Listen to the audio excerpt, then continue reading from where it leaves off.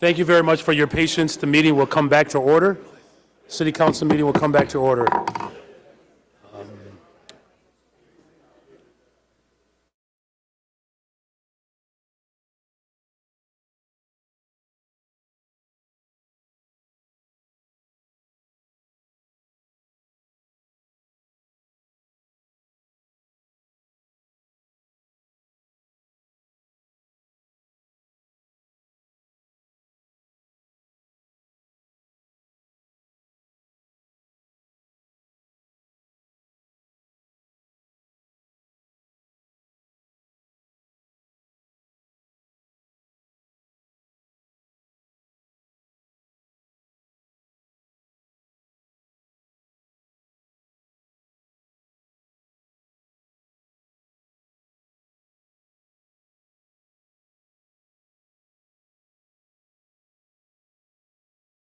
The issuance of financial assistance for the Casa Yucatan Affordable Housing Development Project. Your favorable consideration of this ordinance will be appreciated. Very 2 years. Brandon Johnson, Mayor for the Committee on Finance. Ladies and gentlemen, I transmit with here the proposed 2025 budget recommendations. Your favorable consideration of this item will be appreciated. Very 2 years. Brandon Johnson, Mayor.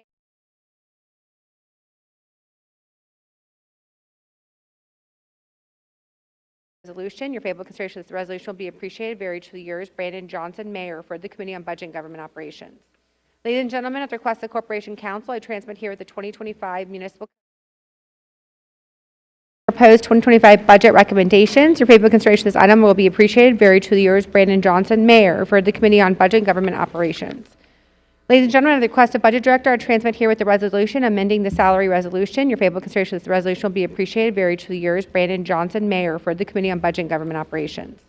Ladies and gentlemen, at the request of the Corporation Council, I transmit here with the 2025 Municipal Code Corrections Ordinance. Your favorable consideration of this ordinance will be appreciated. Very 2 years. Brandon Johnson, Mayor for the Committee on Budget and Government Operations. Ladies and gentlemen, at the request of the Budget Director, I transmit here with the 2025 Management Ordinance that amends various titles of the Municipal Code. Your favorable consideration of this ordinance will be appreciated. Very 2 years. Brandon Johnson, Mayor for the Committee on Budget and Government Operations. Ladies and gentlemen, at the request of the Budget Director, I transmit here with an ordinance authorizing the execution of an intergovernmental agreement with the Chicago Transit Authority and Cook County for the allocation of motor fuel tax funds. Your favorable consideration of this ordinance will be appreciated. Very 2 years. Brandon Johnson, Mayor for the Committee on Budget and Government Operations. Ladies and gentlemen, at the request of the Budget Director, I transmit here with an ordinance authorizing the allocation of motor fuel tax funds. Your favorable consideration of this ordinance will be appreciated. Very 2 years. Brandon Johnson, Mayor for the Committee on Budget and Government Operations.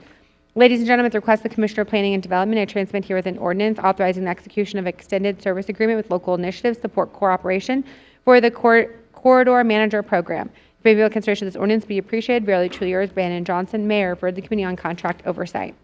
Ladies and gentlemen, at the request of the Commissioner of Planning and Development, I transmit here with an ordinance authorizing a Class 6 speed tax incentive for a property located at 455 North Ashland Avenue. Your favorable consideration of this ordinance will be appreciated. Very 2 years. Brandon Johnson, Mayor for the Committee on Economic Capital and Technology Development. Ladies and gentlemen, at the request of the Commissioner of Fleet and Facility Management, I transmit here with an ordinance authorizing the execution of a lease agreement with GH Chicago IL LLC. Your favorable consideration of this ordinance will be appreciated. Very 2 years. Brandon Johnson, Mayor for the Committee on Housing and Real Estate. Ladies and gentlemen, at the request of Commissioner of Planning and Development, I transmit here with ordinances authorizing the sale of city-owned properties. Your favorable consideration of these ordinances will be appreciated. Very 2 years. Brandon Johnson, Mayor for the Committee on Housing and Real Estate. Ladies and gentlemen, I transmit here with appointments to various special service areas. Your favorable consideration of these appointments will be appreciated. Very 2 years. Brandon Johnson, Mayor for the Committee on Economic Capital and Technology Development. Ladies and gentlemen, I transmit herewith appointments to the Chicago Commission on Human Relations. Your favorable consideration of these appointments will be appreciated. Very 2 years. Brandon Johnson, Mayor for the Committee on Health and Human Relations. Ladies and gentlemen, I transmit here appointments to the Board of Health. Your favorable consideration of these appointments will be appreciated. Very 2 years. Brandon Johnson, Mayor for the Committee on Health and Human Relations. I, City Clerk Anna Valencia, hereby inform the City Council that a communication from Annette Guzman, Budget Director, was filed in my office regarding the estimated year 2025 ag-rate property tax levy. I, City Clerk Valencia, also informed the City Council that all those matters which were considered by the City Council at the regular meeting held on October 9th, 2024, and which were required by statute to be published in book or pamphlet form or in one or more newspapers were published in pamphlet form on October 30th, 2024, by being printed in full text and printed pamphlet copies of the Journal Proceedings of the City Council of the City of Chicago. I, City Clerk Valencia, also informed the City Council that the ordinances were passed by the City Council on October 22nd, 2024, regarding the refunding of a general obligation sales tax securitization corporation bond, Series 2024, and which requested to be published in a special pamphlet form, was published in a special pamphlet form on October 29, 2024. I, City Clerk Valencia, also transmit herewith the following miscellaneous communications and reports requiring City Council action. Zoning reclassifications of particular areas were referred to a Committee on Zoning, Landmarks, and Building Standards. Claims against the City of Chicago, which referred to the Committee on Finance. Recommendation by Commission on Chicago Landmarks for approval of technical amendment to Newport Avenue, Chicago Landmark District boundaries, referred to the Committee on Zoning, Landmarks, and Building Standards. Recommendation by Commission on Chicago Landmarks for approval of permit application for demolish of non-contributing building at 906 West Fulton Street, which is referred to the Committee on Zoning, Landmarks, and Building Standards. Your Honor, that concludes the reports and communications from the mayor and other city officers. Very well, thank you. Now we have resolutions, but before we attend to those resolutions, we do have a couple of alders that wished and have requested to make some acknowledgements. The first person is Alderwoman Harris. She wishes to make an acknowledgement regarding Breast Cancer Awareness Month. Chair recognizes Alderwoman Harris. Thank you. Today I'm really honored to have a few people here from my community who have experienced cancer in a real special way. I want to acknowledge them first before I even start my remarks. Yolanda Godwin, Mrs. Breast cancer survivor, Mabel Wayne, Mrs. Mabel Wayne, and last but not least, Mrs. Mary Smith, all from the 8th Ward. And I want to thank these women, despite what they've been through, they have still kept going and never stopped moving, and it goes to show that cancer, while you could have cancer, it could not have you. And they've been surviving wonderfully, and I'm so proud of these women.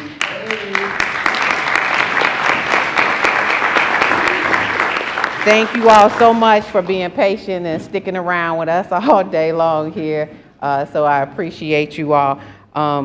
And just want the body to know who they are. But my commercial is for Breast Cancer Month to say, please get tested.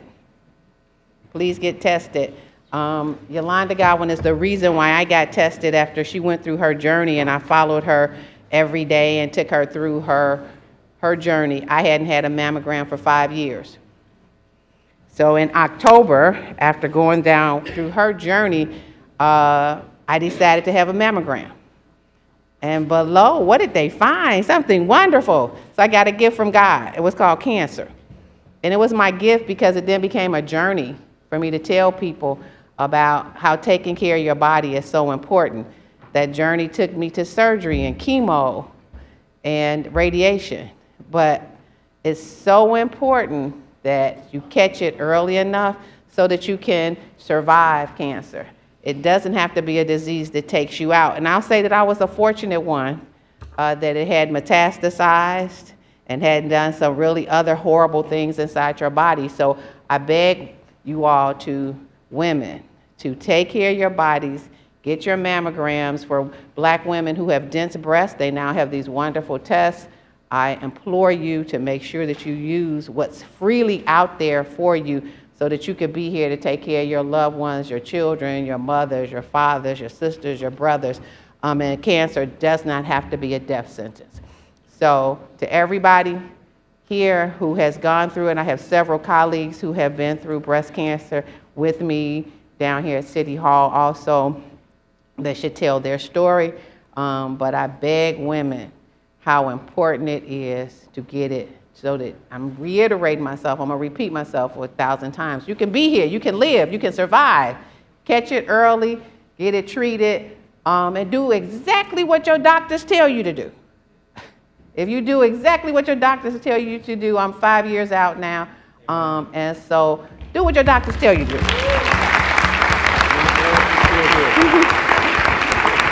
I don't know how glad people are that I'm still here, but I'm still here. But thank you all, ladies, for being here with me to share this moment. I appreciate you all taking time out of your days to be here with us today. Thank you, Mr. President. Thank you. Thank you, Alderwoman Harris. I know that Alderman Robinson wishes to acknowledge HIV/AIDS Awareness Month. Before I do that, though, I do want to thank Alderwoman Harris for her bravery and her transparency and vulnerability.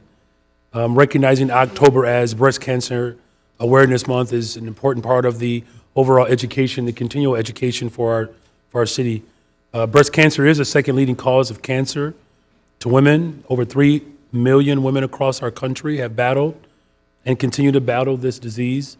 We know that regular screenings, as Alderwoman Harris has already expressed, health education are important tools to fight against, as well as provide you with better treatment for breast cancer. Early detection can lead to a 99% survival rate for those that are diagnosed with cancer. So we are still seeing those in underserved communities, though those who are uninsured, and women in Black and brown communities are more likely to be diagnosed and at a later stage, and that's because of the lack of access to resources. So as we continue to lift up awareness during this month, let's continue to put our arms around our women. My mother unfortunately died at 50 years old, partly because of heart failure and breast cancer. So it's imperative that we continue to educate and motivate so that our women can live and thrive. So with that, the chair recognizes Alderman Lamont Robinson. Mayor, thank you very much. Let me first thank my friend and mentor, Alderman Michelle Harris, for sharing her story. Because in this body, when we share our stories, Mayor, folks listen. And unfortunately, we have to continue to let folks know, particularly in the African American community, how important our health is and what we have to do to fight cancer.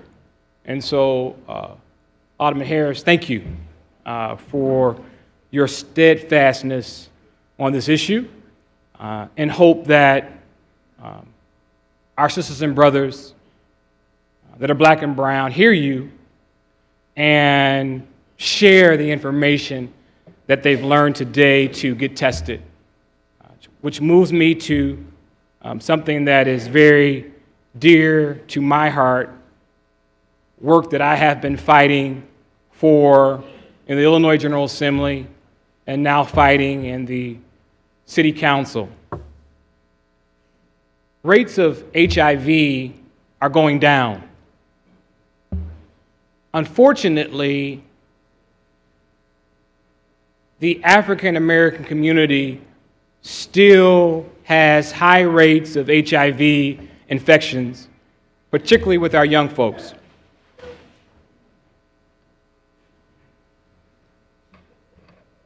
Please continue. I want to thank our budget chair, Chairman Irvin, for asking the question. Where are we putting our funding? We know that we have high rates of HIV in the African American community, but where is that funding going? And so I thank my colleague for asking the question and making sure that funding is going to where it needs to be going, and that's in Black-led organizations that have been doing the work.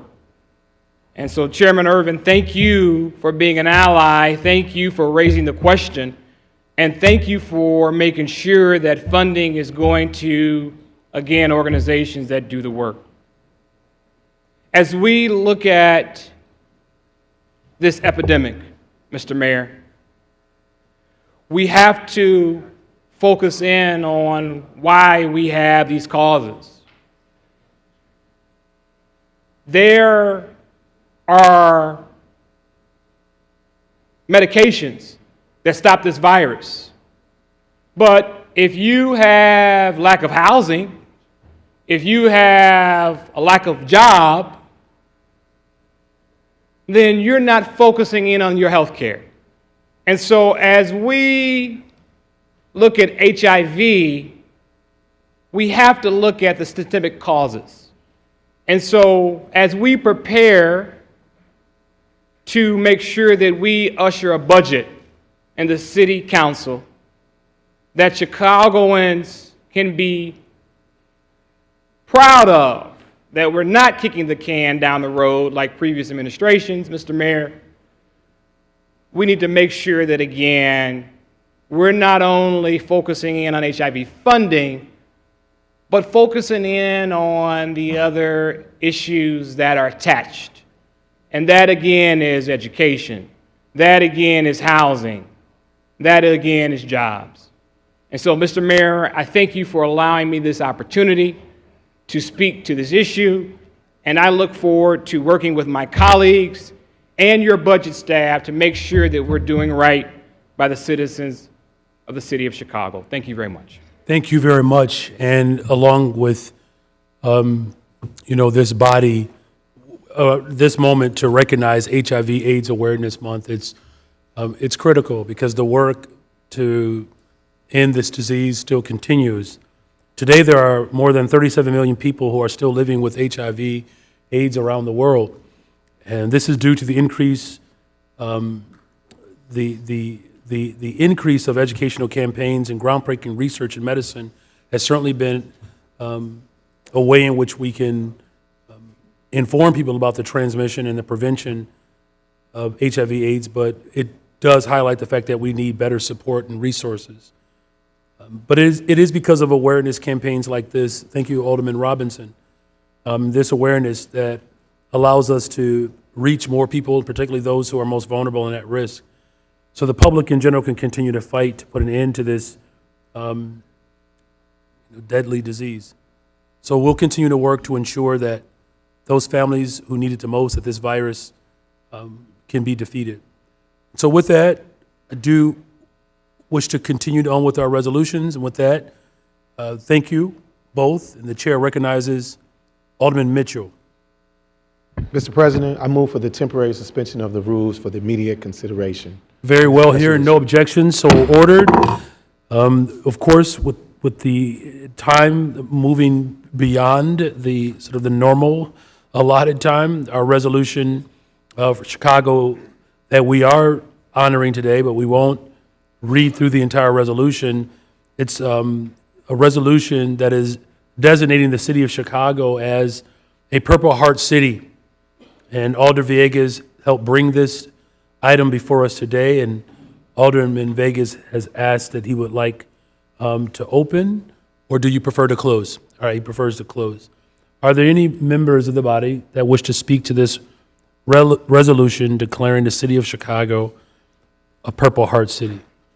Very well, the chair recognizes Alderman Raymond Lopez. Actually, Mr. President, good afternoon.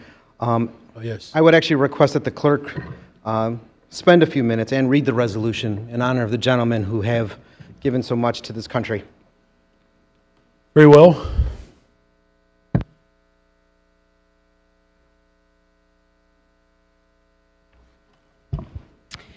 A resolution from His Honor the Mayor, together with Alderpersons Villegas, Lopez, Chico, Vasquez, Silverstein, Irvin, Gutierrez, Nugent, Haddon, Lawson, Robinson, Mitz, Clay, Hopkins, O'Shea, Gardner, Conway, Sposado, Fuentes, Cruz, Manahapan, Worth, Moore, Harris, Yancey, Mosley, Dow, Lee, Rodriguez, Ramirez, Rosa, and the City Clerk Valencia read as follows.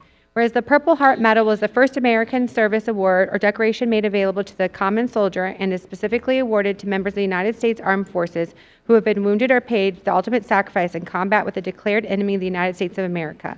And whereas Illinois has lost over 30,000 of its brave sons and daughters in past conflicts, with thousands more who have been wounded in action who carry the scars with them, including 1,789 Illinoisans who had never returned home from the Korean War and 2,936 veterans from Illinois who made the ultimate sacrifice during the Vietnam War and are honored at the Vietnam Veterans Memorial along the Chicago Riverwalk, and many more service members who are all still unaccounted for. And whereas it's the duty of the City of Chicago to honor the men and women who have made the ultimate sacrifice in service to our country in both our words and our actions, to remember the enduring courage and strength of their families. And whereas Chicago has a long-standing tradition of honoring the valor of those who have served in the United States Armed Forces, and the city remains committed to supporting its veteran community through services, events, and partnerships. And whereas the mission of the Military Order of the Purple Heart is to foster an environment of goodwill, camaraderie among combat wounded veterans, promote patriotism, support necessary legislative initiatives, and most importantly, provide service to all veterans and their families. And whereas the Military Order of the Purple Heart has established the Purple Heart Trail to create a symbolic and honorary system of roads, highways, bridges, and other monuments that give tribute to the men and women who have been awarded the Purple Heart Medal, including 39 cities in Illinois, which are designated as Purple Heart cities. And whereas designating Chicago as a Purple Heart city acknowledges the city's profound respect for the sacrifices made by military personnel and their families and demonstrates the city's commitment to recognize the bravery and selflessness of Purple Heart recipients. Now therefore it be resolved that we, the mayor and the members of the city council of the city of Chicago assembled this 30th day of October 2024 proudly support the mission of the Military Order of the Purple Heart, and now officially designate Chicago as a Purple Heart City to honor the sacrifices made by Purple Heart recipients in defense of our freedoms and reaffirm Chicago's commitment to recognizing and supporting the valor of those who have been wounded or lost in their lives in military service. And be it further resolved that suitable copies of this resolution be presented to the Military Order of the Purple Heart so the city of Chicago can be properly recognized as a Purple Heart City. Congratulations. Very well. Thank you, Madam Clerk. The chair recognizes Alderman David Moore. Thank you, Mr. President. I definitely stand in support of this resolution as I already had added my name to it. And before I get to these gentlemen here, I just want to, in the memory of Robert Davis, who passed on last week, who was a Commander Robert Davis, let me give him his right just due. He was the commander of Dory Miller Post 915 before starting in being over the Blackwood Post, the Charles J. Blackwood Senior American Legion Post 800, who was very instrumental in making sure that veterans had the services that they need, but also instrumental in what we started was the first Southside Memorial Day Parade to recognize our veterans. And it is so important to me when we talk about Chicago being a Purple Heart city. It's critical. As a son of a Vietnam veteran who beat into my head, always thank a veteran. The work you all have done and continue to do is just unmatched. And more over than ever, what Commander Robert Smith would constantly say to me, Alderman, freedom ain't free. Freedom ain't free. And that's how he would say it. And it's not free because you all stood on that wall.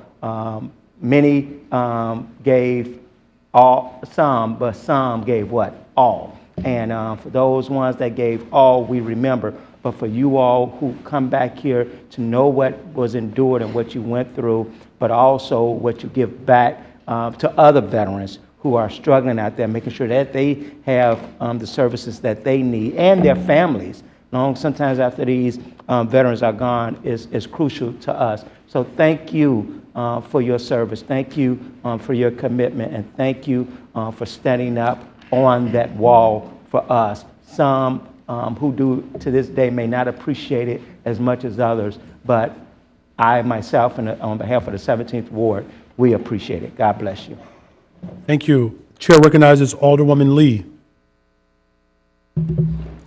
Thank you, Mr. President. I too rise in support of this resolution.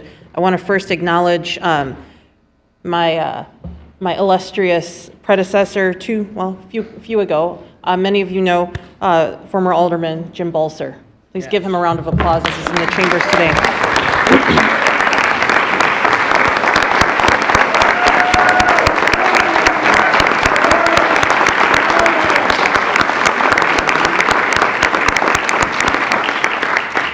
Thank you for that, colleagues.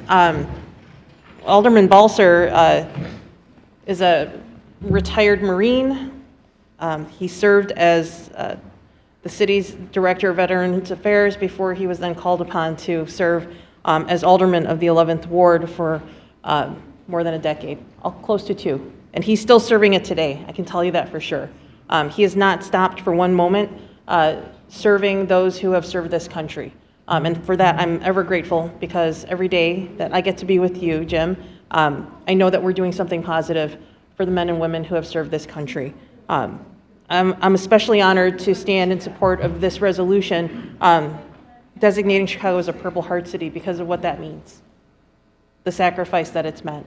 And for all of you that are in the box, and I'm sorry I have not had a chance to meet you yet, but I will come shake your hand later. I really want to thank you for your service and the sacrifices that you and your families have made, and for those who have fallen in the service of this country. You know, we in the 11th Ward honor those who have served in really great ways. We have active VFW, we have great McKinley Park American Legion post, which is so active, and we have multiple memorials and victory gardens. And every time there's an opportunity to celebrate and honor those who have served, our community shows up. So for that, you have our gratitude for all of your service, and know that your sacrifices are not in vain, that we stand here on your shoulders and honor your sacrifices and appreciate you being here today, and for all the work that's been done to designate Chicago Purple Heart City. Thank you. Thank you. The chair recognizes Alderman Matt O'Shea. Thank you, Mr. President. I too rise in support of this resolution. To all the men and women in the box, thank you for your service. I come from a family of many who have served before me, and this is important. This is very important. As my colleague, Alderman Moore, mentioned, freedom isn't free, and many of us in this room have lost friends or family that have served, allowing us the very freedom we enjoy today. And lastly, to my former colleague, Alderman Balser, Jim, you are a gentleman. And here you are still, long after your retirement, working to support our veterans. I've enjoyed working with you over the years, supporting the Road Home program, Rush University Medical Center, Jesse Brown VA. Those are organizations I'm proud to partner with and try to support, and will continue to do so. So thank you, sir, for being an example for all of us here. Thank you. Thank you. The chair recognizes Alderman Curtis. Thank you, Mr. President. I too rise to support and honor this resolution. Before I talk about this resolution, as it relates to my uncle, I must thank Chairman Harris. I want to thank her for being a champion and fighting for breast cancer. My mom passed away at the age of 33 from breast cancer. I was 11 years old, which brings me to my uncle, who 2 years ago, I received his Purple Heart. My aunt gave it to me 2 years ago when he passed away, because he called himself taking care of me. We always talked about it. He saved a woman in Vietnam. I always looked up to him, and we always talked about the military. I always saw a lot of him. I saw his struggles. I saw government in those days. Bring him through some of those struggles also, and that's why I fight so much. I see a couple of you guys now that come to my veterans events now, and I talk about it all the time, of the reason why I didn't go into the military, which I regret it today, but to fight every day of what, because I saw my uncle even lose his house, which wasn't, right in the Austin neighborhood. Saw him lose his house and everything, and I don't feel, if you made that ultimate sacrifice to give your life no matter what, when you made that ultimate sacrifice to go into the military, to give your life, if you can pay your mortgage, fine. But if you can't, hey, you know what? I wonder what it looked like for you would have been in the military saving that banker's parents' life, and you had to take their house. Imagine that. And you had to make that decision to take their house. So I honor you, and I will continue to honor what you do. So thank you so much, and thank you so much, Chairman Harris, and for everyone else that's fighting cancer. My son right now is fighting cancer. And thank everyone for their perseverance. Thank you. Thank you, Mr. Chairman. Thank you. The chair recognizes Alderman Irvin. Thank you, Mr. President. And again, I want to thank the members of the council that are who have actually served our country, and again, stand in support of this resolution. One thing I will say is this. Growing up, I didn't really have an understanding of what a Purple Heart was until one day a cousin of my mother's had Purple Heart license plates, and it's something that, I'm really a numbers person, so it's something that I noticed, but never really understood it. And so I asked him, hey, what is that from? What does that mean? And he showed me a gash in his arm that basically he had a big chunk of his arm removed from being shot in Vietnam. And at that moment, it kind of clicked to me like, man, this guy almost died for being in the military, for protecting us. And so that put a different spin and perspective on what military service means and what it meant to our family, and how we could have lost members of our family in these various conflicts and wars. So again, Alderman Balser, we thank you for the advocacy, and all of the gentlemen who are seated with you for your service and for what you all have done and what we have not seen. As a citizen, I have not served in the military, but I truly recognize and understand the sacrifices that all of you all have made to protect the very reason that we are here today, to protect the freedoms that allow us to do what we're able to do today. So to our colleagues in the City Council, to the gentleman in the box, thank you for your service. God bless you. Thank you. The chair recognizes Alderman Conway.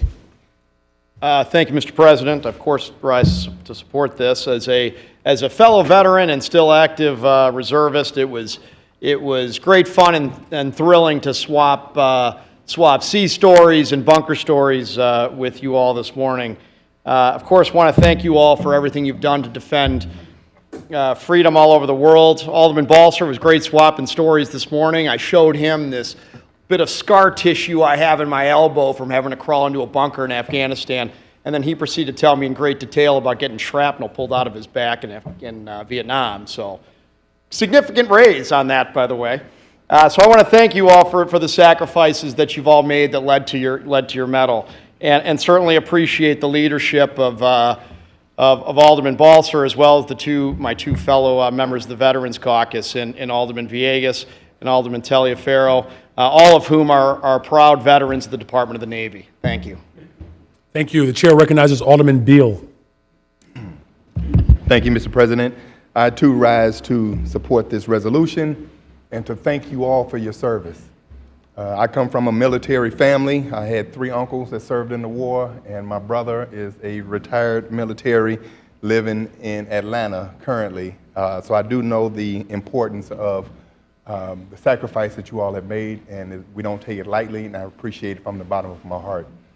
And to really expound on the importance of knowing about veterans, you all, we have started a veterans program in my ward, and I really implore everyone here to reach out because we found out that there's almost 400 veterans in just my ward who doesn't realize the resources that are available to them.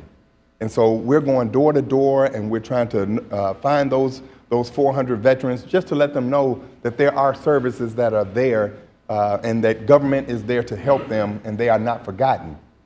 And so, Alderman Balser was a champion. I don't think there was a city council meeting that we had where he did not stand up and say something about veterans here in the city of Chicago.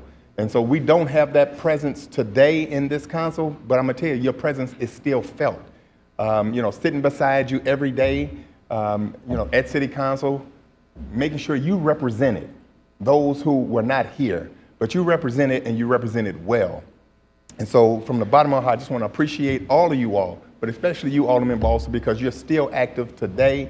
I know we still go to dinner once or twice a year, and we talk about old times, but your presence is still felt. and we're going to carry on, and we're going to make sure the veterans are never forgotten here in the city of Chicago. Thanks to all of you all and the help that you have done. Thank you so much, and God bless you. Thank you. The chair recognizes Alderman Sposato. Thank you, Mr. President. I too support this resolution. Can't thank all you guys enough for what you did. My biggest regret in life, and I always say this every time we honor veterans, I never joined the military. I was post-Vietnam. I'm just guessing all the negativity and all the things that Vietnam guys went through, which I'll never understand why. Because as we know, and Jim, I'm sure you, I think you said you were drafted, so these guys were drafted. Both of my grandfathers, multiple great uncles were in. I lost a great uncle in World War II. My grandfather was also a Purple Heart recipient, and also he was a police officer who was murdered in the line of duty. Nothing to do with the veterans, but I just want to bring that up. But just can't thank you guys enough for all you did. Once again, wish I would have joined you guys. Jim, we miss you, but Alderman Villegas picked up the baton for you and been doing a great job for all the leadership when it comes to veteran things with our group. Unfortunately, I think, is there 2 veterans in here? 3. We have 3 veterans. Okay, we only have 3 veterans left. I think there was one time we had 7 or 8 of you. So, but thank for all you did. God bless you. God bless America. Thank you, Mr. President. You're welcome. The chair recognizes Alderman Wagasback. Thank you, Mr. President. First, I want to thank Alderman Villegas for writing up this resolution. I think it's very important, not just for the people that we're recognizing today, and especially our former colleague Jim Balser, and all the veterans here today, but for all our family members and friends who suffer every day or go through physical and mental difficulties with the injuries or the things that they saw while they served in World War II, Korea, Vietnam, Iraq, Afghanistan, all those places that we send people and those that are often unheard. I think as the resolution so aptly states, we have to show our profound respect for you and for the sacrifices you made in service of our country. And I know on behalf of my family, with the family members that have served and those who have received Purple Hearts, that we feel greatly for everything that you did. So our heartfelt thanks to each one of you. And I would just say to add a little bit to this, if a colleague is looking for a place to put some right placing of funds for something that was done by a donor that wasn't a great thing, you could donate to the VFW, you could donate to the American Legion, or you could donate to an organization like the Montford Point Marines Veterans Association. Those are plenty of places in this city that someone could donate funds to help make sure that we continue to support people in any way that we can who have served our country. Thank you, Mr. President. Thank you. The chair recognizes Alderman Napolitano. Thank you, Mr. President. I rise to in support of this resolution. I think we all have a common thread here. A lot of us have family that is very strong in the military and very proud to have done to serve the country. I'd just like to say thank you from the bottom of my heart, from the 41st Ward, from the city of Chicago, from this country, for stepping up and saying, here I am, send me. It's a great, strong representation of your love, your dedication, what you've sacrificed for this country and for that great American flag that we have. And I want to thank you on behalf of myself and my family who passed, my father passed not too long ago, extremely, extremely proud member of the United States Army. Thank you so much. Thank you for your service. Thank you for your sacrifice. Thank you, Mr. President. Thank you. The chair recognizes Alderman Gardner. Thank you, Mr. President. I too rise in support of this resolution. Thank you, Chairman Villegas, and each of the members of this body who have served in the military and our guests here today. It's pretty obvious you visited us on a very enthusiastic day. And as much divide that you may see or feel in this room, it's very humbling, or it should be humbling to know that we stand here, everybody in this room, united in thanking you for sincerely thanking you for your service. You embody what it truly is to serve this country. You've put your lives on the line, and I'm very grateful that you are able to see and hear the gratitude that we have.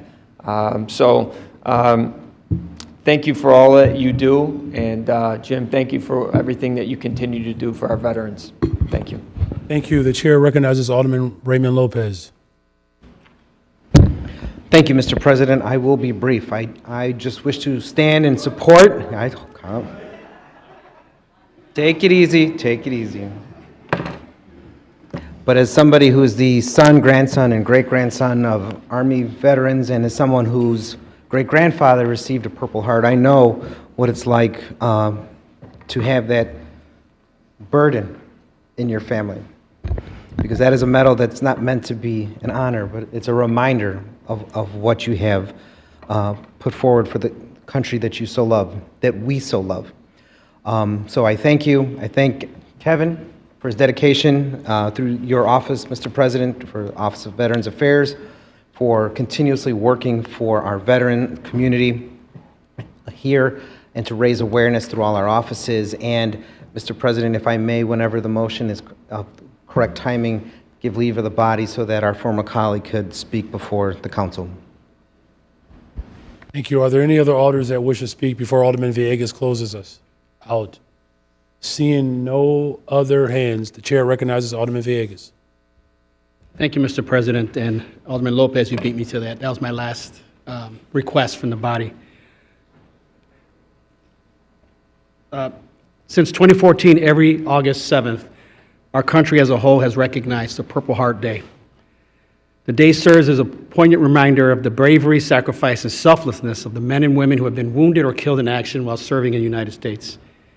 And though the commemorative day is only 10 years old, the history of the Purple Heart goes back to the very beginning of our country. From the badge of military merit, its predecessor, and up to now, over 2 million Purple Heart medals have been awarded.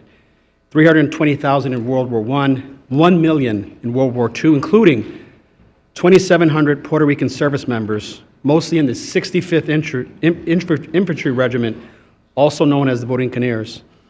118,000 in Korean War, 351,000 in the Vietnam War, 12,000 in the Afghanistan War, and 35,000 in the Iraq War. Here in the state of Illinois, we have had 30,000 of our brave sons and daughters that have made the ultimate sacrifice. We will never forget them, and their service in this body made sure that we don't forget them, because in the chambers here, we have a POW MIA chair to remind people that there are those that served our country but didn't make it back. Well, Purple Heart is more than just a medal. It's a dedication to those recipients, their families, and their friends, that we will promote their legacy, highlight their unwavering patriotism, and push for legislation that benefits them. With those memories and stories in mind, it gives me great privilege to be here today to officially recognize Chicago as a Purple Heart city. With this designation, the city of Chicago reaffirms our commitment to recognizing the bravery and selflessness of Purple Heart recipients. A copy of today's designation will be shared with the Military Order of the Purple Heart, verifying Chicago's status as a Purple Heart city. To all those who have received a Purple Heart or connected to a recipient, thank you. Thank you for your service and for giving everything you had for our great city and for our great country. As mentioned before, I would ask leave of the body to allow our former Alderman James Balser, Private First Class USMC, to provide a couple of words for the body. Thank you very much. Leave has been granted. The chair recognizes former Alderman Jim Balser. Thank you, Mr. Chairman. Mayor, I appreciate, you guys almost brought me to tears there a little bit.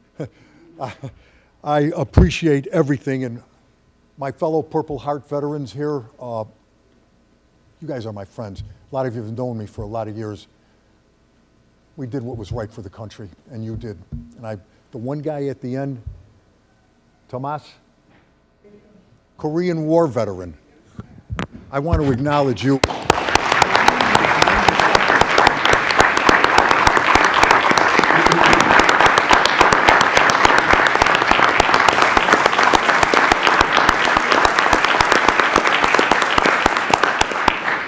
And sitting next to me here is Eldridge Johnson, who came up with the idea about the Purple Heart City. I want to thank you and acknowledge that. And everyone else that I've known here, Mr. Blue, the rest. Remember my friend Bill Beavers, the alderman that just passed. Nicole, thank you for what you said. Good-looking Tony Beal.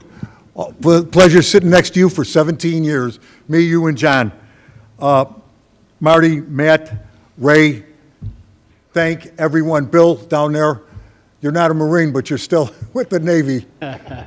I just want to acknowledge these individuals and everyone else who I served with in the council. 17 years in here. I know people think it's rancorous and this and that, but we do a job, or I did, and you're doing the job now, and I want to thank you for that. Mayor, again, thank you. You helped us with the Vietnam Veterans Memorial, the funding to redo the memorial, and I want to thank you again for what you've done and what you're doing here now. Thank you. Kevin Barzak, the Director of Veterans, thank you. You've done a magnificent job, Kevin, with everything you've done. I really appreciate that, for making our city a Purple Heart city. I don't know if people know this. There are over 900 Purple Heart cities around the country. The Purple Heart is our oldest military decoration created by General Washington. There are over 300,000 Purple Hearts that were given out in Vietnam for wounds or death. Here's some staggering facts I looked at. I know a lot about Vietnam and I followed everything, but there were things that I looked at about when I was there at 18 years old. 33,103 18-year-olds were killed in Vietnam. Over 8,283 19-year-olds were killed in Vietnam. We all had something in common who were there when we were 18. And I used to bitch about it to my friends. You could fight for the country, you could die for the country, but you couldn't vote. I never, ever forgot that. Never, not once, the importance of voting and what it meant. Finally, July 1st, 1971, they gave 20, 19, and 18-year-olds the right to vote. Again, you could die for the country, you could get wounded, but you couldn't participate in the government.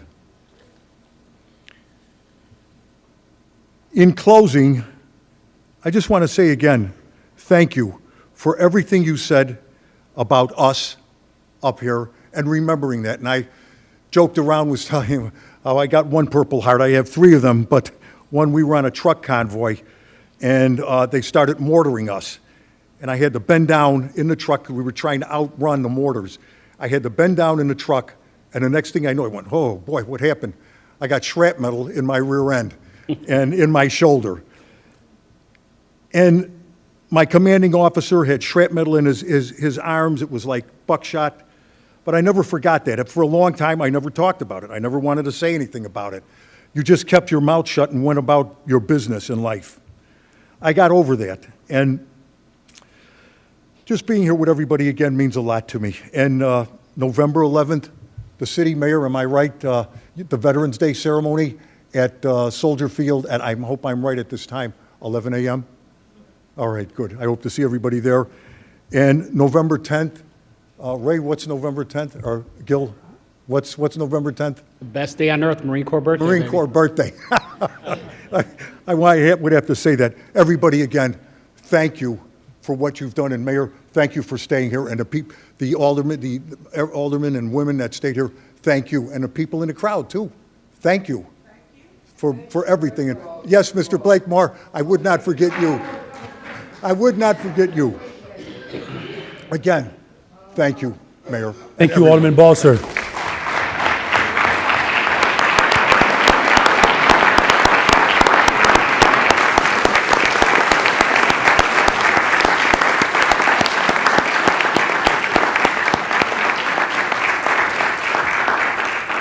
So thank you to all of the individuals who have joined us today. Thank you to all of the alders who have brought this forward. Villegas and Conway, thank you, Alderman Taliaferro, for your service as well.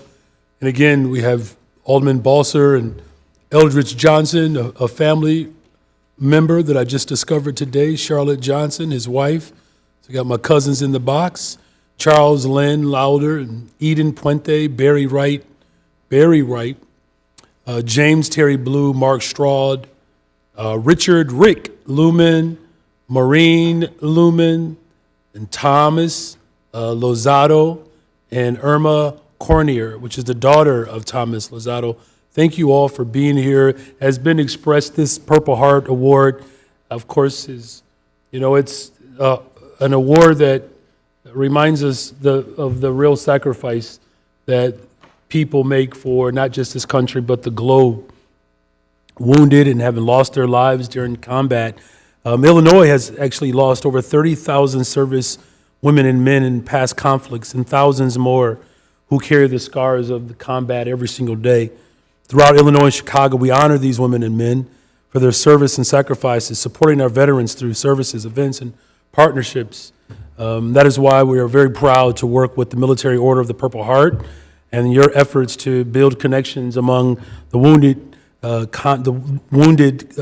veterans in combat, while also ensuring that our veterans and families, particularly our families as well, of those who have lost, access to many vital resources and services and opportunities, the way Alderman Curtis has expressed.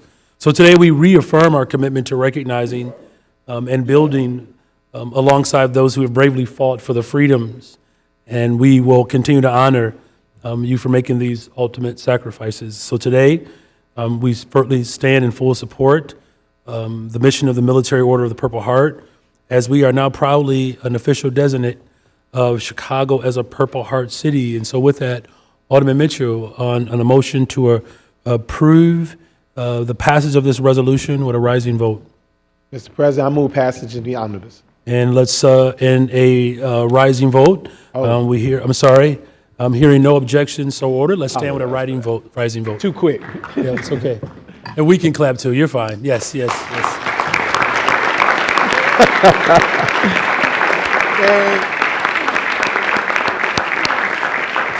Thank you very much. You all may be seated. I just, before we get back to the regular order of business, Alderman Mitchell, and thank you all again for joining us in this box. You are free to stay or you are free to go. You have earned it. If you want to see the rest of this meeting, you see Alderman Balser is not interested in staying. I don't blame you, Alderman. He said 15 years, 17 years, good enough for me. So as they clear the box, we'll just give them an opportunity to do that.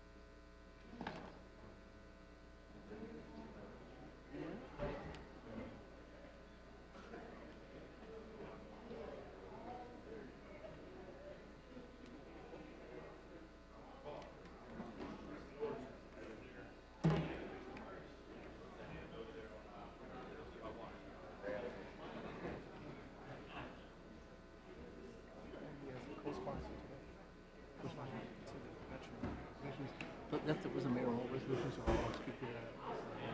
I'll speak to the mayor's office about that. They prepare all the, we'll get you in.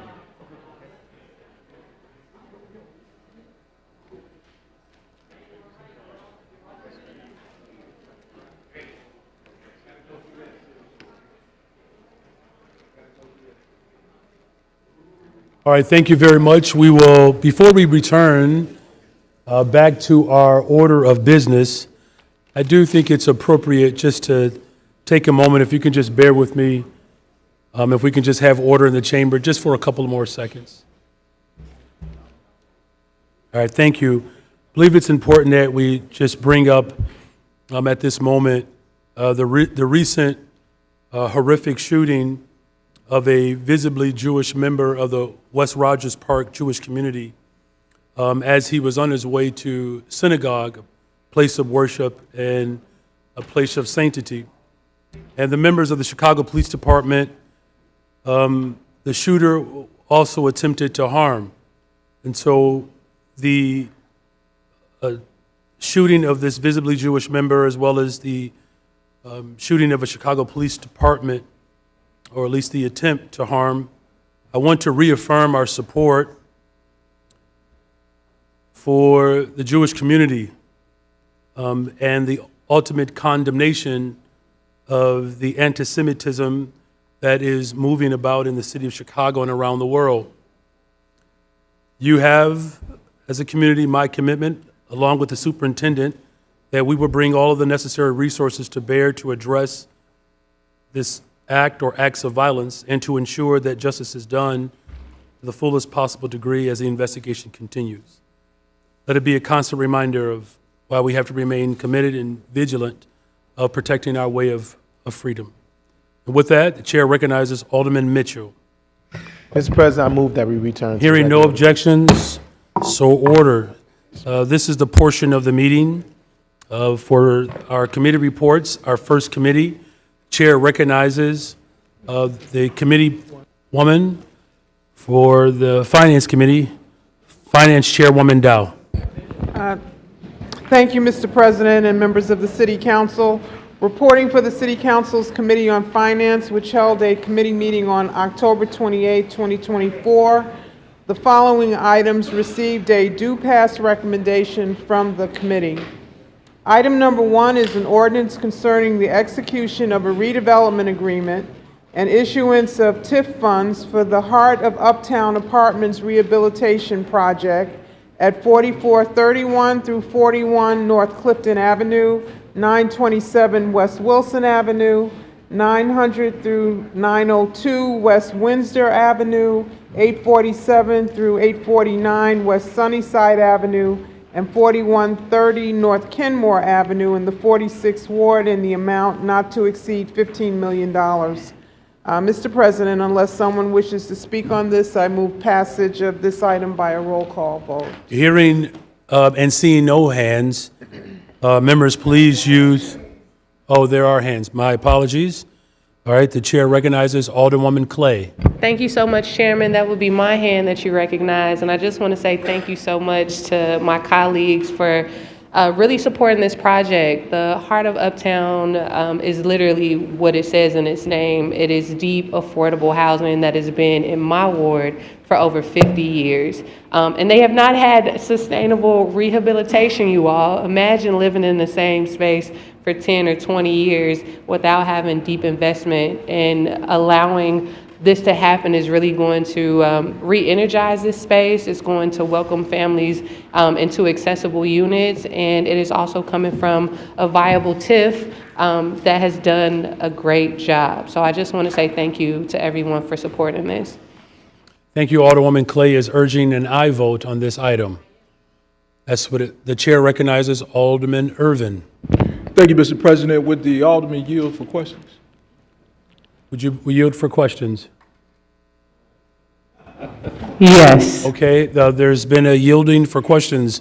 Alderman Irvin, your question.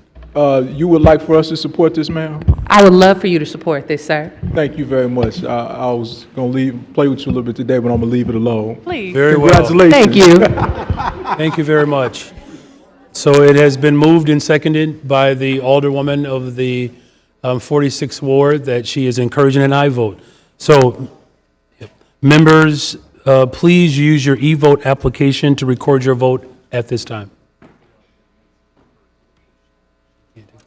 And so if I could just ask for just a moment here, one of the members of the City Council has asked for the participation of the remainder of the meeting remotely. Is there a motion for Rule 59 to allow Alderwoman Mitz to, it's been moved, is there a second? All those in favor signify by saying aye. Any opposed, say nay. Madam Clerk, can you verify Alderwoman Mitz's attendance? I'm here, Mr. She is here. All All right, so Alderwoman Mitz will be added as a remote participant. With that now, back to the original motion. Members, use your e-vote application to record your vote at this time.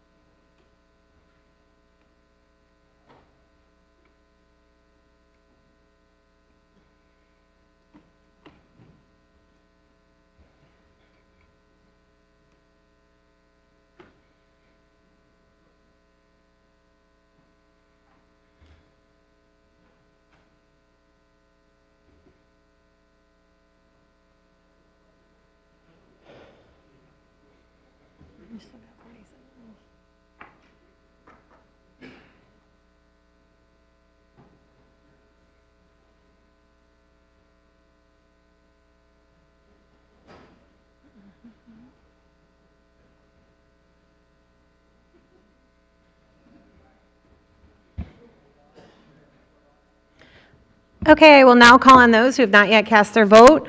Alderperson Robinson? Alderperson Robinson is a yes. Alderwoman Coleman? No. Alderman Burnett? Alderwoman Rodriguez Sanchez? Alderwoman Mitz? Aye. Alderwoman Mitz is an aye.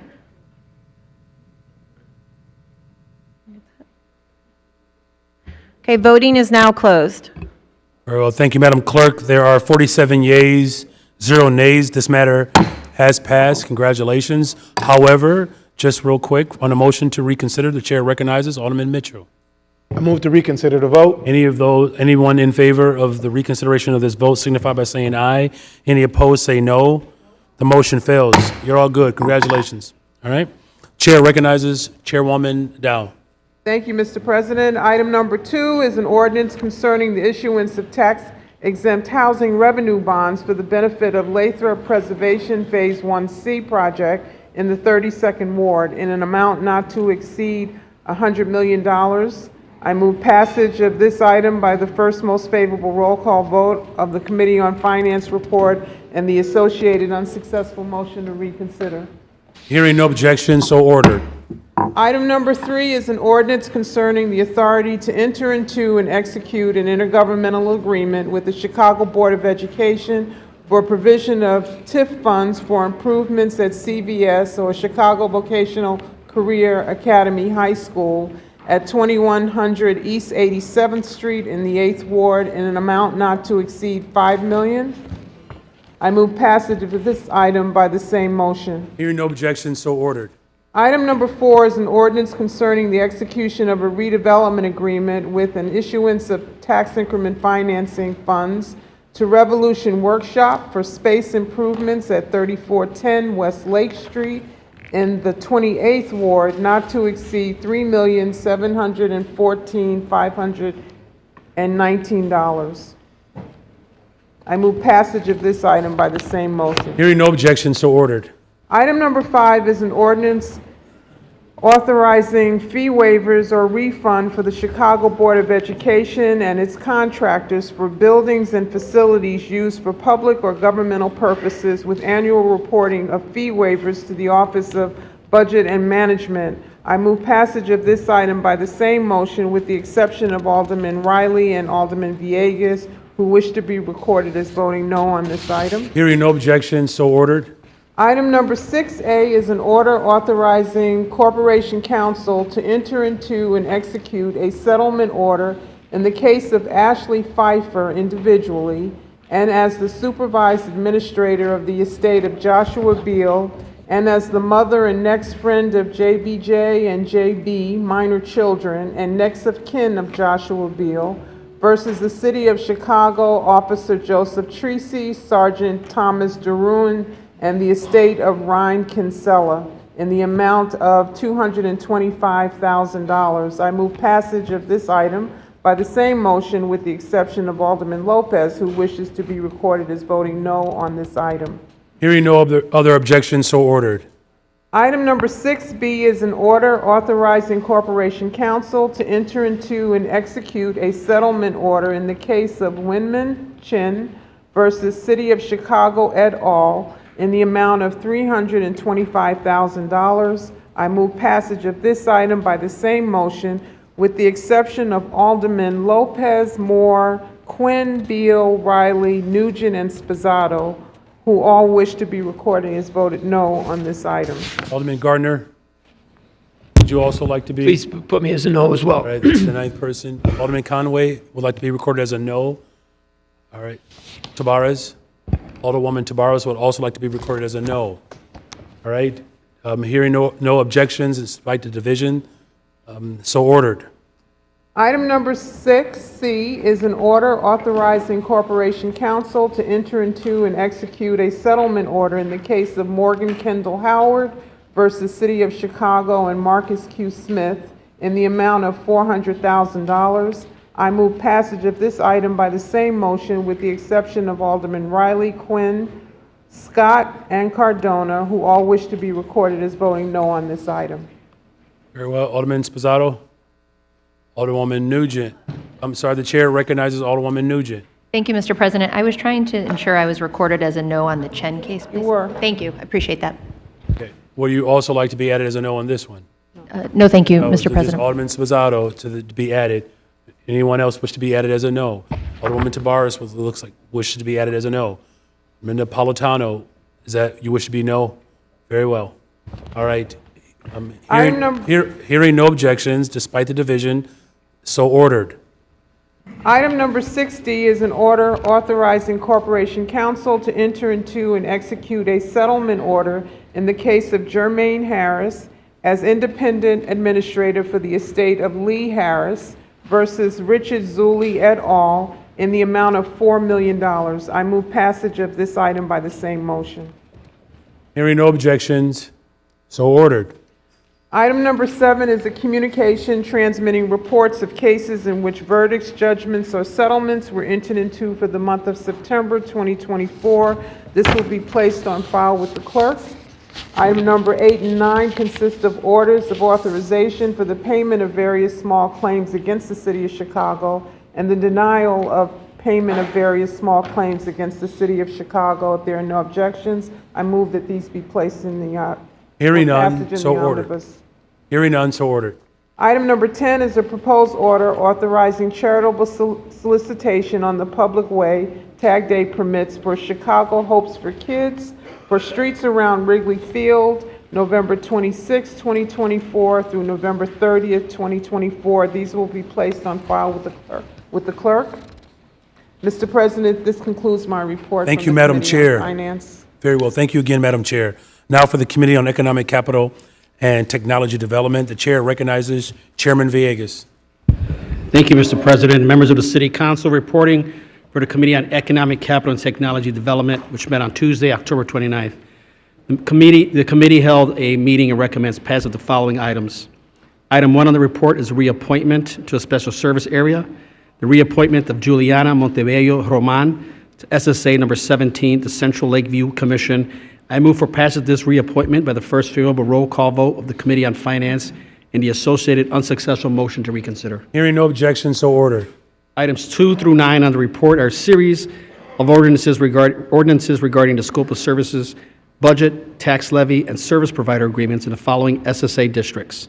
SSA number 4, 23, 31, 35-2015, 47, 55, 56-2022, and 73. I move for passage of these items by the first favorable roll call vote of the Committee on Finance and the associated unsuccessful motion to reconsider. Hearing no objection, so ordered. Items 10 through 33 are direct introductions to scope of services, budget management agreements in the following special service areas in the following districts.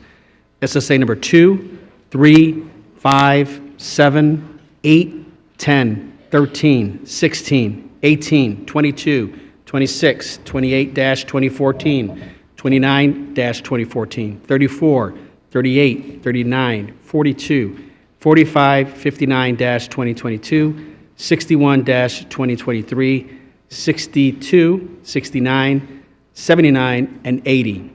I move for passage of these items by the first favorable roll call vote of the Committee on Finance and the associated unsuccessful motion to reconsider. Hearing no objection, so ordered. Item 34 is a direct introduction to scope of services, budget management agreement, and amendment to 2024 service provider agreement and budget for special service area number 27.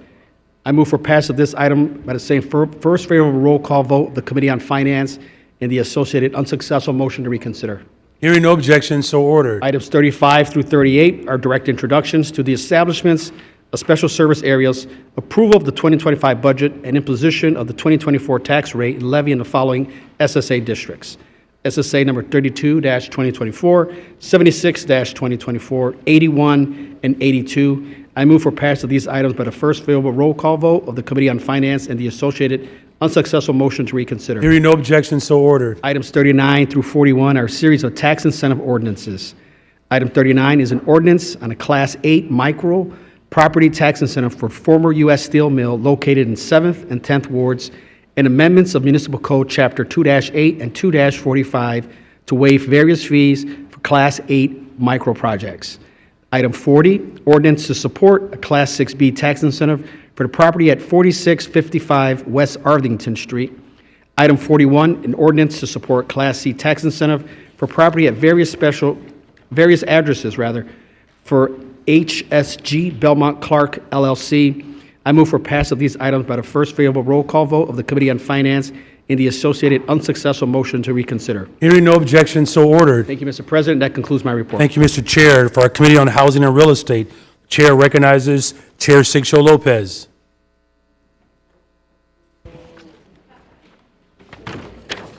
Thank you, Mr. President. Members of the City Council, reporting for your Committee on Housing and Real Estate, which held an in-person meeting on Tuesday, October 29, 2024. The committee has a series of reports recommending passage of 1 appointment and 3 ordinances, including 2 right-of-entry agreements and 1 land sale. The first item is an appointment to the CHA Board. Item number 1 is an appointment 2024-001368, appointment of LaShawn Cobb as Commissioner of the Chicago Housing Authority. I move passage of this item by the first most favorable roll call vote on the Committee on Finance and associated unsuccessful motion to reconsider. Hearing no objection, so ordered. The following items from the Department of Fleet and Facility Management are grouped together for convenience. And 4 on the summary of report are for the First Amendment to right-of-entry agreements, both in the 42nd Ward. The ordinance numbers are ordinance 2024-0013-129 and ordinance 2024-0013-133. I move passage of these items by the same motion.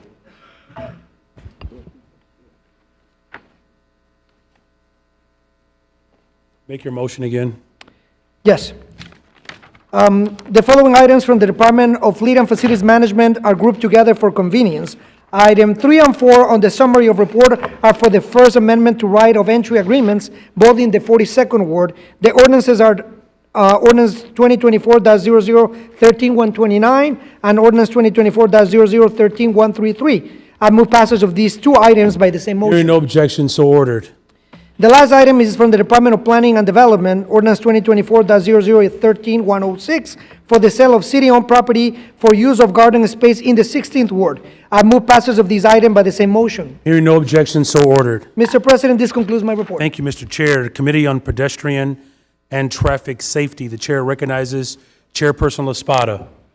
Thank you, Mr. President. Reporting for your Committee on Pedestrian and Traffic Safety, for which a meeting was held on Monday, October 21st, 2024. The first item is the re-referral of O-2024-0012863, Amendment of Municipal Code Section 4-244-140 to prohibit peddling on portions of East 79th Street, East 75th Street, and South Euclid Parkway, to the Committee on License and Consumer Protection. If there are no objections, I move re-referral of this item to the Committee on License and Consumer Protection by the first most favorable roll call vote from the Committee on Finance and the associated unsuccessful motion to reconsider the Hearing vote. no objection, so ordered. There were also 4 routine traffic ordinances that passed. If there are no objections, I move passage of these items by the first most favorable roll call vote from the Committee on Finance and the associated unsuccessful motion to reconsider the vote. Hearing no objection, so ordered. That concludes my report. Thank you, Mr. Chair. For the Committee on Police and Fire, the Chair recognizes Chairman Taliaferro. Good afternoon, Mr. President, Good members afternoon. of the City Council.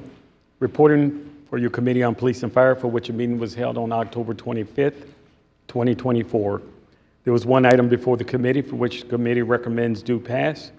A 2024-13069, the appointment of Sierra Whitaker as member of the District Council, 6th District.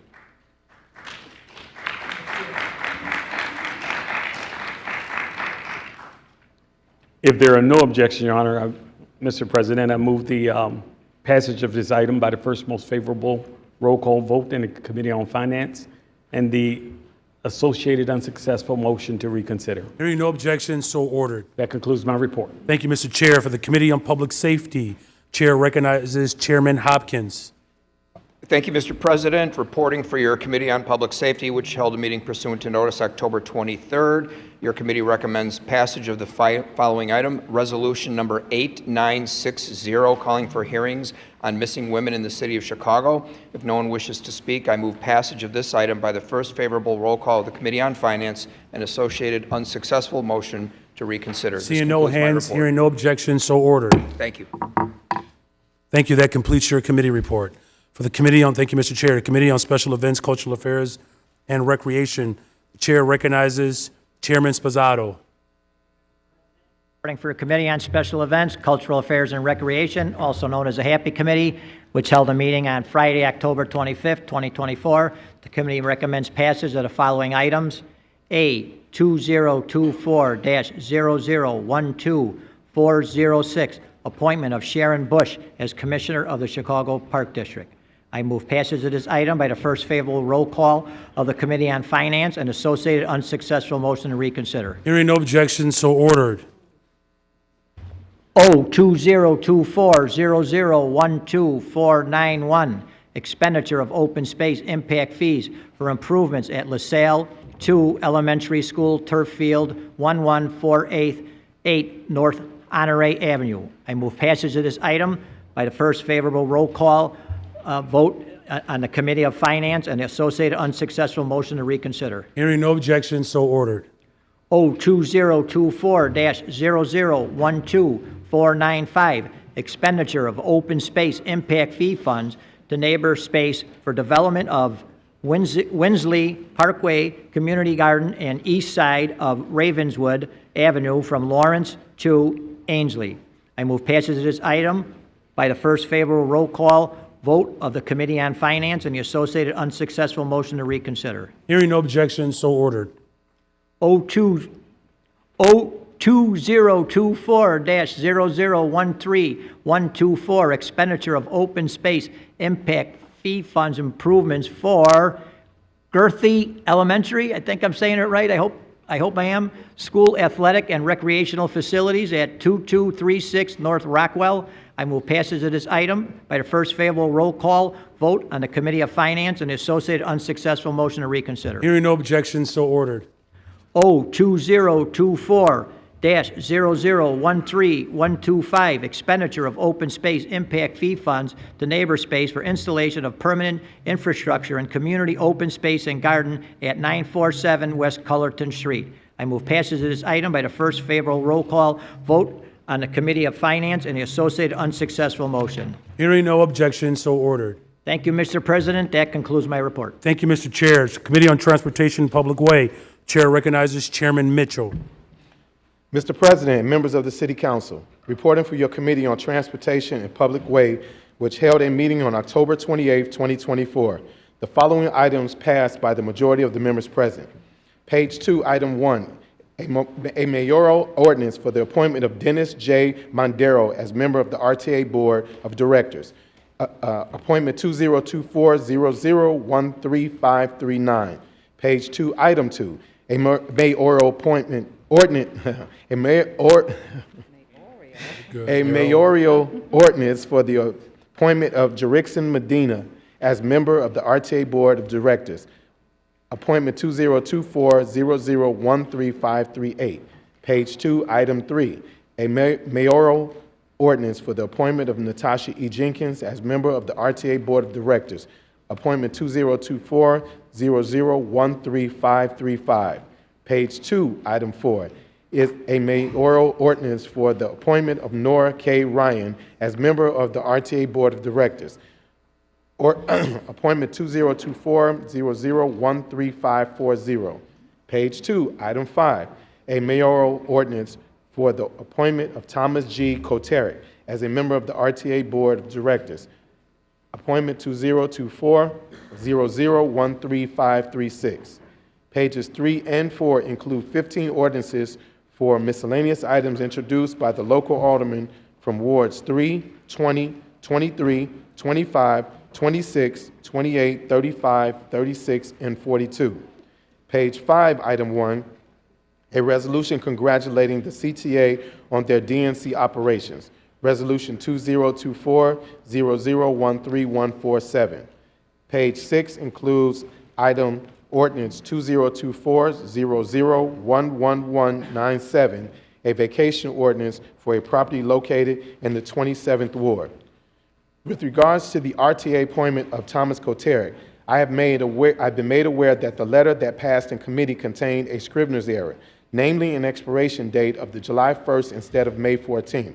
The typo has been corrected, and so I move that the date correction be accepted and that appointment be passed on its corrected form. So we can accept the amendment, essentially a correction to the date. If there aren't any objections, that part of what you are requesting is so ordered. Thank you, Mr. And then President. you're welcome, and I presume that there are folks who want to parse out these items. Yeah. No, not yet. Yes. So we haven't. You were, no. We're good. We're good. So we're just accepting. No, yeah.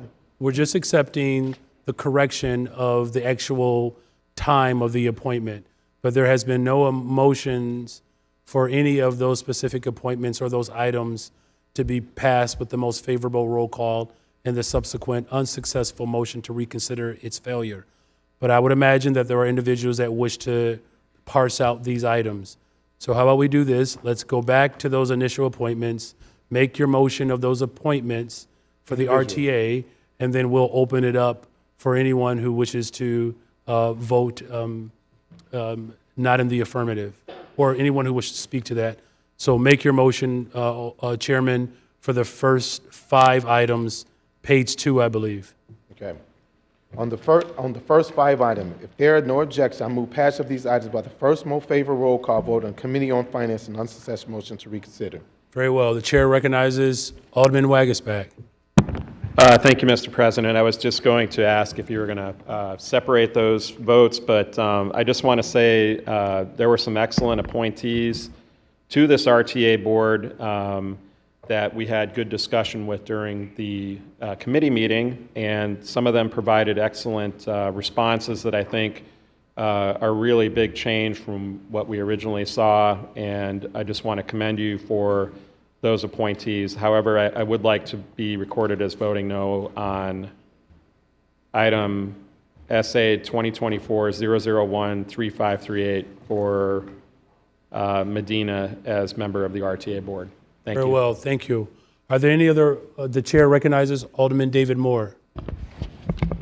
Thank you, Mr. President. As I spoke in committee, and after listening to all of them, but also knowing several of them, I wanted to commend you on the selection of those appointees. Mr. Mayor, was a representative of, number one, what our city looked like, but not only from that standpoint, it was a representation of people who had knowledge, but also people who have compassion as well.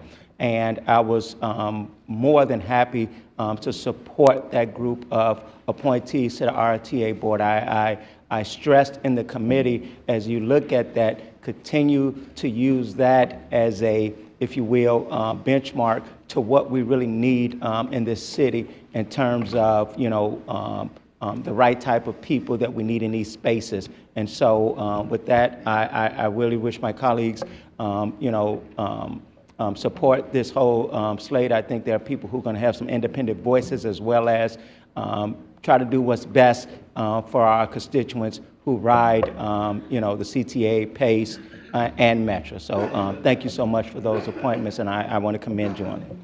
Thank you. Are there any other alders that wish to speak to these items? Sure. The chair recognizes Alderman Raymond Lopez. Thank you, Mr. President. I just have a point of order on this.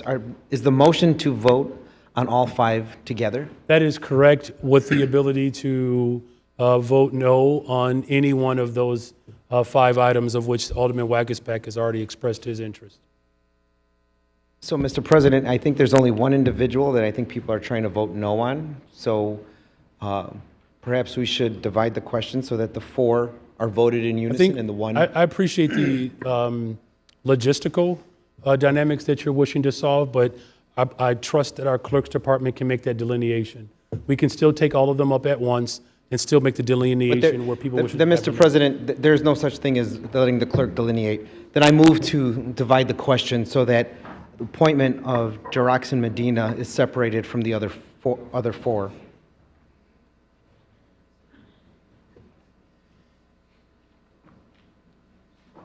It's fine. I mean, I don't know. It's fine. It's fine unless this body wishes, according to the rules, to actually vote on the delineation or the dividing of the particular individuals. If there are no objections, I'll accept that as a friendly clarification to what we are already doing. Okay, so they will be separated out. Okay, so let's do this. Let's, which item number is this particular individual? Are they the first item? No, Mr. President, it's the second item. It's the second item. So why don't we make our motion, if there, presumably that there are no other people who will record a no on the other 4, let's make a motion then, let's redo your motion for the 4, let's separate out, divide the question for item number 2. Mr. Chair. Mr. President, if there are no objections for item 1, item 3, item 4, or item 5, I move passage of the items by the first most favorable roll call vote of the Committee on Finance and the associated unsuccessful motion to reconsider. Very well. So we'll try this one more time just to make sure that there are no objections. Hearing none, so ordered. Now make a motion for the second item. If there are no objections to item 2, I move passage of these items by the first most favorable roll call vote on the Committee on Finance and the associated unsuccessful motion to reconsider. Very well. There's been a motion to approve item number 2. There's been a request for a roll call vote. The chair recognizes Alderman LaSpada. Thank you very much, Mr. President. I was not at Transportation and Public Way. It was a very crowded committee agenda. And I know that there have been questions related to the appointment of religious leaders to the RTA board over the past few months.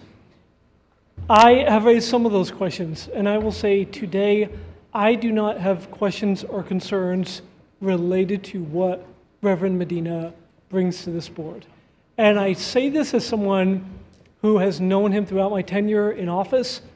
I've had an opportunity to serve with him, to lead with him, to pray with him.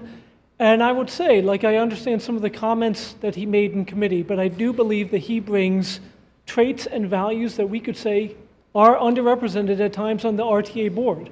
I think his work around fiscal responsibility for the institution that he serves is deeply valuable for the RTA board.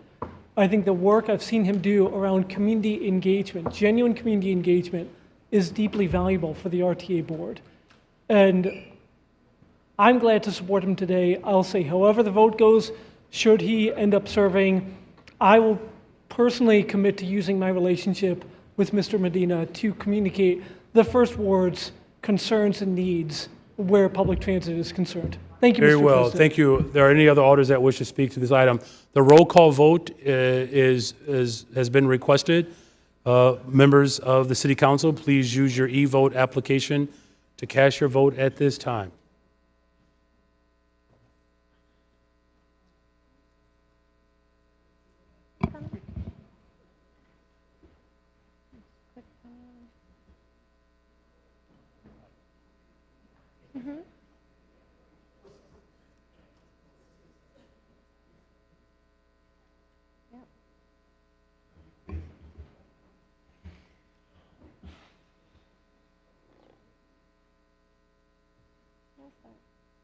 There we go. Voting is now open. Please mark your vote through your electronic devices.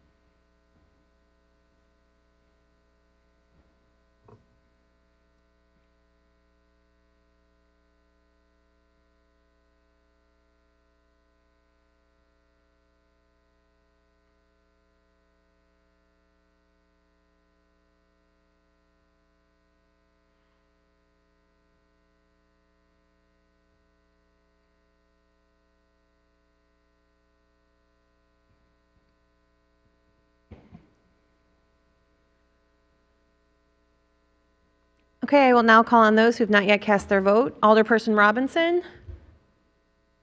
Alderperson Yancey. Alderwoman Coleman. Alderman O'Shea. Alderman O'Shea is a no. Alderman Mosley. Alderperson Fuentes. Alderman Burnett. Alderperson Rodriguez Sanchez. Alderwoman Mitz. Alderman Mitz is a no. Alderwoman Mitz is a no. Alderman Vasquez.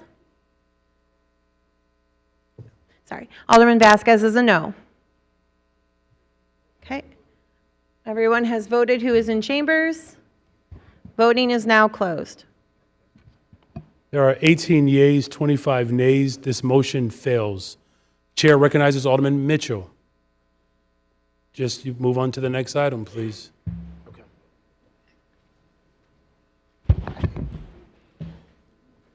Well, Mr. President, that actually is my final, so this concludes my report. Thank you very much, Mr. Chair. The last committee, Committee on Zoning and Landmarks and Building Standards, the chair recognizes. The chair recognizes Alderman Riley. Thank you, Mr. President. I'm just checking to see if we needed a vote to reconsider those last items. The last item? It's not required. Okay. The chair recognizes the Vice Chair, Lawson, for Zoning, Landmark, and Building Standards. Thank you. Good afternoon, Mr. President, Good members of the afternoon. council, presenting a series of reports for the Committee on Zoning, Landmarks, and Building Standards, which held a meeting on October 29th, 2024. These reports are grouped for convenience. The following items were passed by a majority of members present. Page 1 contains mayoral text amendment O2024-001247 that modifies regulations for signs within the Michigan Avenue and State Street Special Sign District. I move passage of this item by the last most favorable roll call vote of the Finance Committee report and the associated unsuccessful motion to reconsider. Hearing no objection, so ordered. Page 1 also contains mayoral text amendment O2024-001248 that amends the use of funds for administrative, reporting, and monitoring of the citywide Adopt a Landmark Fund. I move passage of this item by the same motion if there is no objection. Hearing none, so ordered. Page 1 also contains text amendment O2024-001248 that amends permitting for urban farm operations in the DC and DX zoning designations. I move passage by this item by the same motion if there is no objection. Hearing none, so ordered. Moving on, pages 1 through 11 contain various map amendments in the 1st, 3rd, 8th, 12th, 24th, 25th, 26th, 27th, 29th, 32nd, 33rd, 34th, 36th, 39th, 40th, 42nd, 43rd, 44th, 47th, 48th, 49th, and 50th wards. I move passage of these items by the same motion if there is no objection. Hearing none, so ordered. Lastly, page 12 contains various large signs over 100 square feet in area, 24 feet above grade in the 8th, 11th, 12th, 26th, 27th, 28th, 32nd, 33rd, 34th, 42nd, 44th, and 45th wards.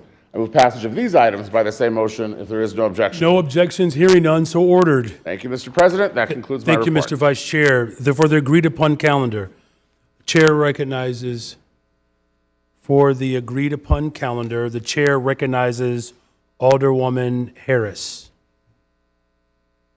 Thank you. I received from City Clerk Andrea M. Valencia a total of 85 items proposed for the agreed-upon calendar, consisting of congratulatory and commemorative tributary resolutions from the following alderpersons: Alderperson Hall, Alderperson Harris, Alderperson Lopez, Alderperson Coleman, Alderperson Tabarez, Alderperson Villegas, and Alderperson Silverstein. I move them in the omnibus. Hearing no objections, so ordered. Thank you. Now for new business, the clerk will call the wards, beginning with the 50th ward. Zoning amendments which are referred to the Committee on Zoning, Landmarks, and Building Standards. Traffic regulations, traffic control signals, and traffic signs which are referred to the Committee on Pedestrian and Traffic Safety. Exemption from physical barrier requirements for commercial driveway alley access to parking facilities which are referred to the Committee on Transportation and Public Way. Alderperson Silverstein has proposed ordinance for amendment of Municipal Code, Section 4-60-023, to allow additional package goods licenses on portions of North Kesey Avenue, which is referred to the Committee on License and Consumer Protection. Alderperson Haddon has a proposed ordinance for a transfer of funds within the 49th Ward Aldermatic Expense Account for the year 2024, which is referred to the Committee on the Budget and Government Operations. Alderperson Haddon also has a proposed ordinance for the transfer of funds within the Committee on Environmental Protection and Energy for the year 2024, which is referred to the Committee on the Budget and Government Operations. Alderperson Lawson has a proposed ordinance for amendment of Municipal Code Title IV by modifying Chapters 4-13 and 4-14 regarding short-term shared housing and vacation rental regulations, fees, and prohibitions, which is referred to the Committee on License and Consumer Protection. Alderperson Lawson also has a proposed ordinance for amendment of Municipal Code Chapter 7-38 by replacing Section 7-38-110 in its entirety regarding mobile food vendor prohibited locations and equipment, which is referred to the Committee on Transportation and Public Way. Alderperson Wagasback has proposed ordinance for amendment of Municipal Code Section 17-13-1003-M, allowing shared housing units in non-conforming owner-occupied dwelling units in M districts, which is referred to the Committee on Zoning, Landmarks, and Building Standards. Alderperson Wagasback also has a proposed order for the issuance of permits for signboards at 1030 West North Avenue, which is referred to the Committee on Zoning, Landmarks, and Building Standards. Alderperson Telefiero has a proposed ordinance for amendment of Municipal Code Section 8-4-270, prohibiting posting of any notice or advertisement upon any garage, which is referred to the Committee on License and Consumer Protection. Alderperson Rodriguez has a proposed ordinance for amendment of Municipal Code Section 9-64-206, relocating parking meters from 2600 through 2611 South Kamensky Avenue to 2558 through 2547 South Karloff Avenue, which is referred to the Committee on Pedestrian and Traffic Safety. Alderperson Mosley has a proposed ordinance for amendment of Municipal Code Section 4-244-140 that prohibits peddling in the 21st Ward, which is referred to the Committee on License and Consumer Protection. Alderperson Quinn has proposed orders for the issuance of permits for signboards at 4439 West 63rd Street, which are referred to the Committee on Zoning, Landmarks, and Building Standards. Alderperson Robinson has proposed ordinance for a fee waiver of all permits related to the Metropolitan Pier and Exposition Authority renovation of the Hyatt Regency McCormick Place, which is referred to the Committee on Finance and Consumer Protection. Your Honor, that concludes the presentation of aldermanic introductions.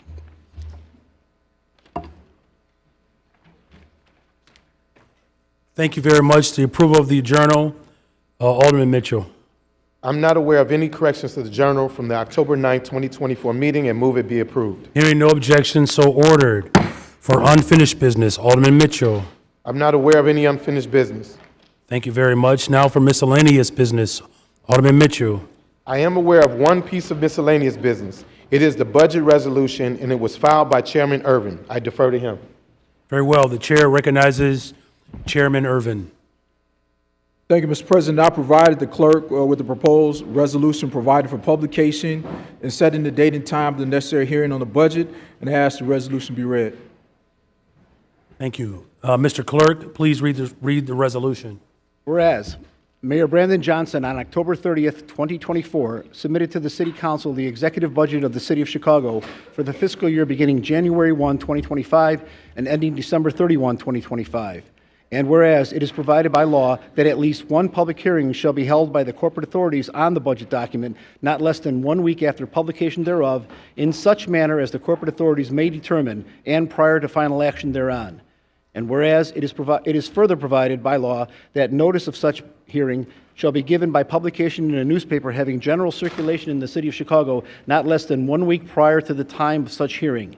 Now therefore be it resolved that the budget document for the fiscal year beginning January 1, 2025, and ending December 31, 2025, as submitted by the mayor to the City Council, be published in pamphlet form and made available for public inspection in the office of the City Clerk no later than November 4th, 2024.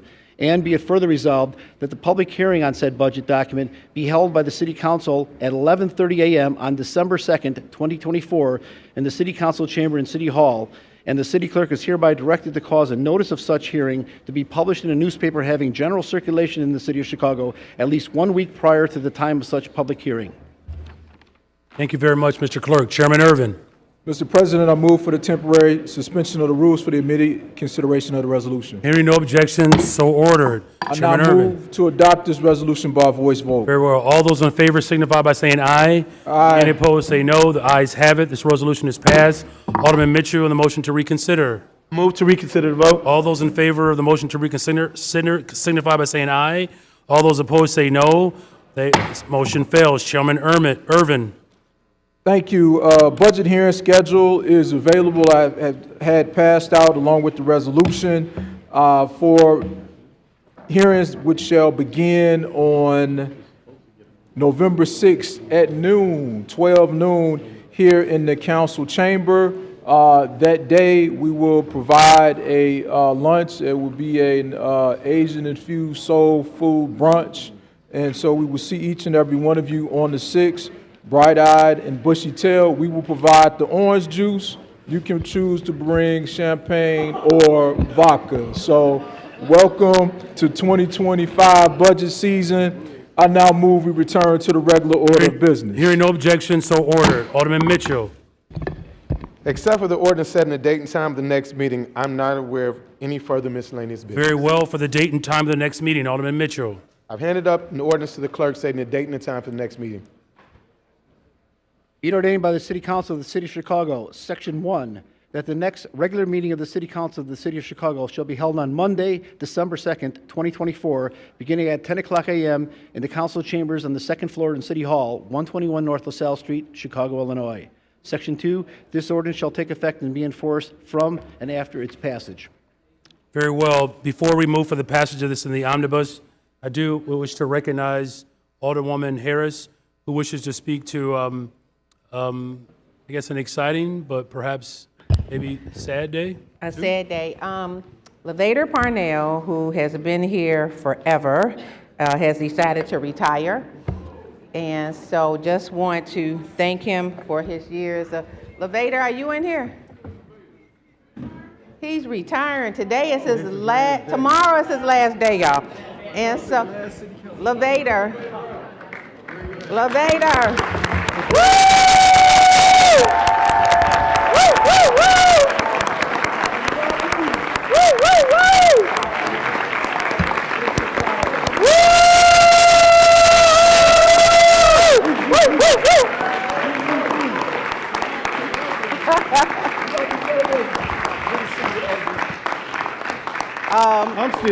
I particularly want to say thank you to Levator, who's Reverend Levator, who often tells me, Alderman, you need to get control of yourself. So thank you, Levator, for being my conscience when I need it, and thank you for all your hard work and commitment and always doing your job with a smile. And I like leave the body to acknowledge, let Alderman Sposato make a statement. Thank you very much. Leave is granted. The chair recognizes Alderman Sposato. Alderman Mr. Gardner. President, can I get a little help over here? Yes, Alderman Gardner, yeah. Go. Thank you, guys. Yes, very well. I didn't know I was being called on, but I just... Oh, well, you are on the spot all right, now, well, sir. I don't know what's up me. All right, Levator. I don't have any food, Levator. Sorry, okay? I got to go to my office for that, okay? Levator, it's been a pleasure working with you for all the years. Believe it or not, you were kind of a funny guy to me. I always loved the way you protected the food for us and made sure you were the first guy in line to get food then after that. So I always got a chuckle out of that. But 13 and a half years, who would have thought? Here we are. So just enjoy your retirement. You're awesome. You know, you always looked out for us. I know things have totally changed from when I first met you 13 and a half years ago to now. You're getting a big blessing to not be part of this craziness anymore. So I wish you the best. Happy retirement, and don't be a stranger. Thank you, Alderman thank you, Mr. Sposato. President. Thank you for that recognition. Thank you, sir. I appreciate how you just turned this into a one-person parade, and you didn't get a permit for that, but that's okay. I do, before we pass Alderman Mitchell, I do want to thank Alderwoman Sam Nugent, our pro temp. I don't think she might have, there she is, Alderwoman Sam Nugent. Thank you for presiding over a city council meeting, particularly during public comments. Appreciate for your leadership. Thank you very much. Yes. And then finally, this was a request that was asked earlier to all the aldermen. The budget books will be distributed by the council service desk as you leave out. That's in room 201A. Alderman Mitchell on the passage, moving the passage of the omnibus. In the omnibus. Hearing no objection, so ordered. Alderman Mitchell. I move that matters in the omnibus be passed by the first most favorable roll call vote on the Committee on Finance and the associated unsuccessful motion to reconsider. Hearing no objection, so ordered. On the motion to adjourn, Alderman Mitchell. There being no further business before this body, I move that we adjourn. Hearing no objection, so ordered. The meeting is adjourned.